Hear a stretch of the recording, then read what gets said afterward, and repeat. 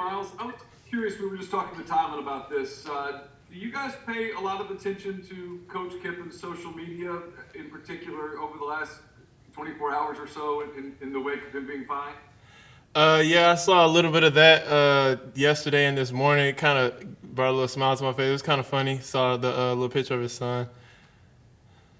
I guess, what were your thoughts about, that call and how, when you saw the replay and all those kind of things? What's your experience with it? During the game, it kind of was. I was wondering why they weren't reviewing it more or just took a harder look at it, because that could have been a pivotal moment of the game, I feel like. When he goes out on social media like that, obviously he's not making any friends with the SEC office when he does it. But what does that? How does that make you all feel as his players? I like it because it's like he's standing up for us, and he's kind of a player's coach. So him doing that, I feel like, just brings him a little closer to us and makes him more humanized versus being like a big entity as a head coach. Go ahead, Parrish. Hey, Miles, tell How's it us a going? little bit about your background on defense. Did you play that in high school, and how were you a choice to play corner this week? I really haven't played defense since my freshman, sophomore year in high school.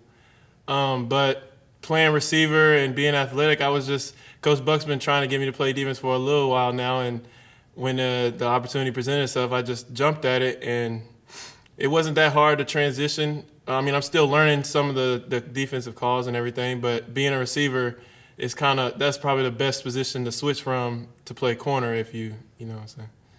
Yeah, Coach Kiffin says he's had to talk to you guys, or the staff has, while the game was going on, kind of telling you guys what to do.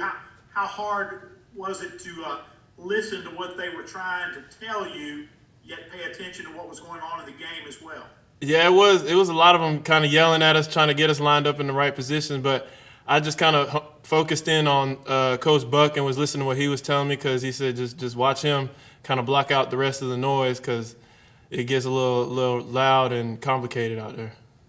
How did you feel to make that big play there on third down? I was juiced. Like I said, I ain't played defense since my sophomore year in high school, and going out there and making that play was just exciting.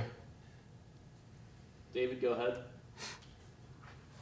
Yeah, Miles, if you would, I want to ask you to kind of take a long view of your career here at Ole Miss, signing as a receiver, now making your mark on the defensive side of the ball. You went in the portal, you came out of the portal. Just kind of bring us up to where you are right now in your career at Ole Miss.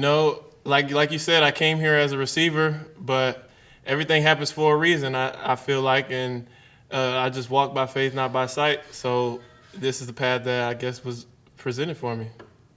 What was it about this coaching staff that made you decide you wanted to come back here? I know you never would have, but to come back on the team. Right.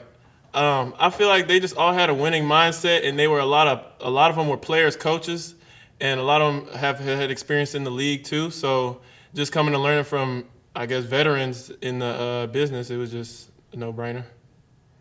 I know a lot of guys aspire to go to that next level after college football. You think you can get there as a cornerback now? Yeah, I mean, if I just keep working and getting technique down, I feel like I have a good shot. Thanks, Miles. Go to Nick.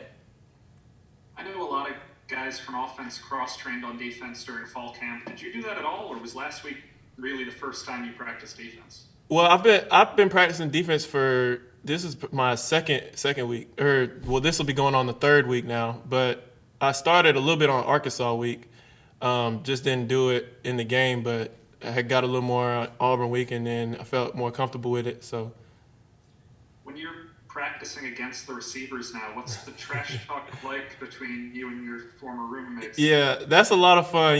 They try to go at me, but I know a lot of the routes anyway. So me being a receiver going to DB, it's kind of fun to go trash talk back and forth with them. And then when I make the play, I'm gonna talk my trash, and then when they make a play, they're gonna talk theirs. But it's just a lot of fun out there. Just from your perspective, how do you grade your performance? I know you made the one big play, but what do you want to grow at corner? Just knowing my assignments 100%, probably the most part, and making sure I make my fits. Go back to David. Miles, you guys are 1-4 headed into Vandy. How big of a game is this? I mean, is this a can't fail situation this weekend? I think every weekend is a can't fail. We're trying to go 1-0 every week. We're trying to win the game every week, and it's just we got to get back to the basics and get our focus on the next game, and Vanderbilt is the next game, so we got to go 1-0. Could a win in Nashville help you guys do exactly that? Yes, sir.